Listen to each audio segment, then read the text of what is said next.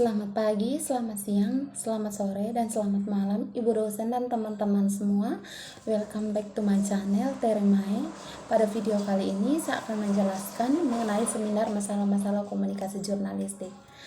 Nah, di sini saya perwakilan dari teman-teman kelompok 3, yang mana yang beranggota saya sendiri Teresia Dengemae, ada Alexandra Juan Pantur, Anggun Nurani. Kami dari konsentrasi jurnalistik Prodi Ilmu Komunikasi Universitas Nusa Cendana.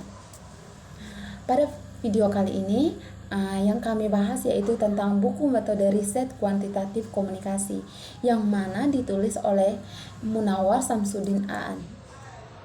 Berikut buku metode riset komunikasi kuantitatif ini merupakan buku yang telah diberikan oleh Ibu Monica Wotton selaku pengasuh mata kuliah ini sebagai pedoman pembelajaran kami secara kelompok. Nah, di sini ada metode riset kuantitatif komunikasi. Ada beberapa bagian yang kita lihat. Yang pertama yang kita akan bahas sebentar yaitu tentang buku, yang kedua tentang dimensi buku, dan yang ketiga biodata penulis, keempat sinopsis, yang kelima isi buku secara garis besar, yang keenam kekurangan dan kelebihan dari buku tersebut. Nah, kita lihat satu persatu. Yang pertama kita lihat tentang buku. Nah, di sini buku yang kami pelajari dari kelompok 3 yaitu metode riset kuantitatif komunikasi yang mana ditulis oleh Munawar Samsudin Aan. Rancangan sampulnya oleh Haistamin El Zaid dan tata aksaranya oleh Dimas Wid. Cetakan 1 dan 2 yaitu pada Juli 2013 dan September 2019. Penerbitnya di Pustaka Belajar. Nah, di sini tentang dimensi buku, yang mana ukuran bukunya yaitu 2 kali 15,5 cm. Tebal bukunya 1 cm kali 208 halaman. Buku ini sangat bermanfaat bagi teman-teman, terlebih khusus pada jurusan ilmu komunikasi, yang mana yang akan menulis tugas akhir atau skripsi.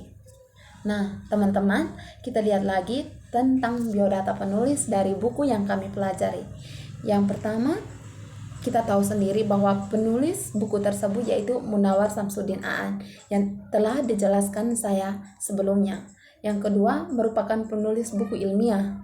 Beliau khususnya di bidang ilmu komunikasi. Beliau merupakan seorang mantan dosen FISIP UNS Solo yang kini telah menjadi direktur Institut Makim Indonesia di Jakarta. Nah, di sini beliau menuliskan tentang riset-riset penelitian ilmiah di bidang ilmu komunikasi khususnya. Lebih banyak menggairahkan untuk juga penyusun buku-buku metodologi penelitian. Juga penulis beberapa buku ilmiah untuk beberapa cabang disiplin ilmu komunikasi lainnya. Nah, di sini Aan lahir di Cirebon pada tanggal 6 November 1950. Nah, berikut kita lihat tentang sinopsis dari buku yang ditulis oleh beliau. Yang di sini metode riset komunikasi jenis kuantitatif yang dijadikan sebagai pedoman penyusun skripsi terlebih khusus pada jurusan ilmu komunikasi. Adalah sesuatu yang sangat konseptual dan situasi masyarakat Indonesia yang sedang meninggi minat. Nah, di sini ada apresiasi dan anonimnya terhadap bidang komunikasi sesuai tuntutan abad informasi, yaitu pada abad ke-21 sekarang ini. Sepasang judul buku metodologi riset komunikasi dapat dimanfaat oleh berbagai kalangan, khususnya perguruan tinggi pada prodi ilmu komunikasi. Nah, di sini dari buku yang kami pelajari ada berbagai macam bab. Yang pertama kita lihat isi buku secara garis besar dari bab yang kami pelajari. Nah, di sini ada 8 bab yang kami pelajari. Ada bab 1, bab 2, bab 3, bab 4, bab 5, bab 6, bab 7, dan bab 8. Nah, dari ke-8 bab tersebut memiliki isi yang berbeda-beda. Yang pertama kita lihat secara garis besar pada bab 1, yang mana dia berisikan tentang pengertian. Nah, di dalam pengertian itu terdapat pengertian dari riset ilmiah, metode ilmiah, proses riset, konsep konseptual variabel, jenis hubungan, teori fungsi, dan elemen dari paradigma. Sedangkan bab 2 dia berisikan tentang metode analisis isi. Nah, di sini ada definisi, kegunaan, desain, prosedur, tahap-tahap dan proses, langkah-langkah. Nah, dan bab yang ketiga dia berisikan tentang metode agenda setting. Dan dalam metode agenda setting tersebut ada pengertian dari agenda setting, yang kedua agenda polis, yang ketiga konsep teori dari pengukuran atau yang biasa disebut dengan asumsi dasar dari teori agenda setting.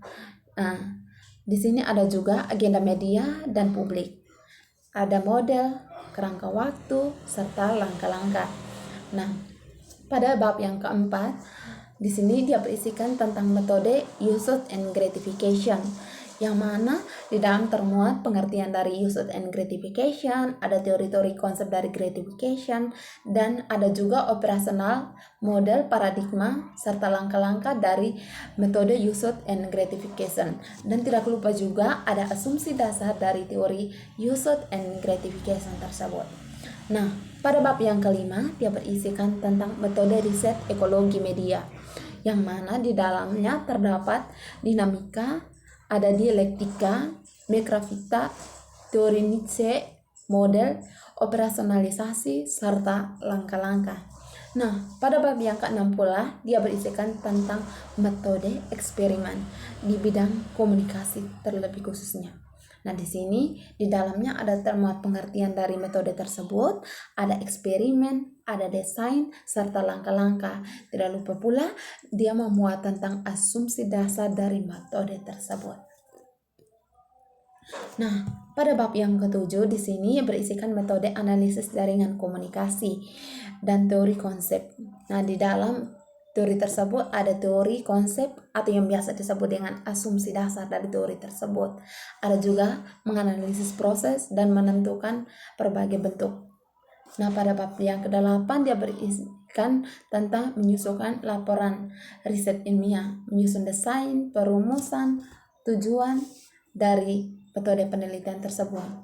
Dan bab yang ke-9 dia berisikan kesimpulan. Nah, pada bab yang ke-9 ini dia berisikan kesimpulan dari bab 1, bab 2, bab 3, bab 4, bab 5, bab 6, bab 7, dan bab 8. Nah, selain itu, ada juga kekurangan dari buku yang kami pelajari. Di sini, dari kelompok kami menemukan 3 kekurangan dari buku yang kami pelajari tersebut, yaitu buku metode riset, metode penelitian komunikasi kuantitatif. Nah, di sini dari ketiga tersebut kita lihat satu persatu, yaitu tentang pendapat beberapa kata yang salah pengetikan, di mana di dalam buku tersebut ada berbagai kata yang penulis mungkin keliru dalam pengetikan. Yang kedua, istilah yang asing terlalu banyak sehingga para pembaca dari buku tersebut sulit memahami penggalan kalimat atau penggalan kata dari suatu kalimat ke kalimat yang lain. Yang kedua, ada beberapa kalimat yang tidak nyambung sehingga menyampaikan maksud dari kalimat tersebut tidak tersampaikan. Nah, di sini di mana kalimat yang satu dengan kalimat yang lain tidak nyambung sehingga makna atau pesan yang disampaikan dari isi buku tersebut tidak tersampaikan oleh si pembaca.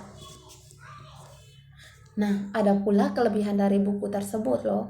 Nah, di sini dari kelompok kami ada menemukan 3 kelebihan dari buku yang kami pelajari. Nah, teman-teman, kita lihat satu persatu. Yang pertama, sebagai buku pedoman. Buku ini terbilang lengkap, yang mana di dalam isinya sangat lengkap. Dan untuk mahasiswa prodi ilmu komunikasi tersendiri sangat bermanfaat untuk menulis tugas akhir atau skripsi, karena buku tersebut memuat sangat lengkap dan bisa dipelajari oleh teman-teman tersebut. Nah, pada yang kedua, secara ukuran dan ketebalan buku ini terbilang pas sehingga sangat praktis. Nah, di yang mana buku tersebut tidak bosan untuk para pembaca membaca buku tersebut atau mengonsumsi buku tersebut, karena kelihatan sangat praktis dan menarik isi dari buku tersebut. Nah, dan yang ketiga, pembagian isi dari buku terbilang rapi dan jelas dan tertata sehingga pembaca tidak merasa bosan ketika membaca buku tersebut. Nah, teman-teman, mungkin sekian saja presentasi dari kelompok kami. Saya, Teresia Dengemae, selaku perwakilan dari teman-teman kelompok 3, mengucapkan terima kasih kepada teman-teman yang telah menonton video kami ini. Terima kasih yang pertama kami ucapkan kepada Ibu dosen Monika Utun. Terima kasih yang kedua kepada teman-teman dari konsentrasi jurnalistik yang telah mendukung kami kelompok 3 dalam menyelesaikan tugas ini. Ucapan terima kasih kepada para penonton, terlebih khusus pada Prodi Ilmu Komunikasi. Semoga video yang kami tontonkan dari kelompok 3 ini dapat berguna dan bermanfaat bagi teman-teman, terlebih khusus pada Prodi Ilmu Komunikasi. Sekian dan terima kasih.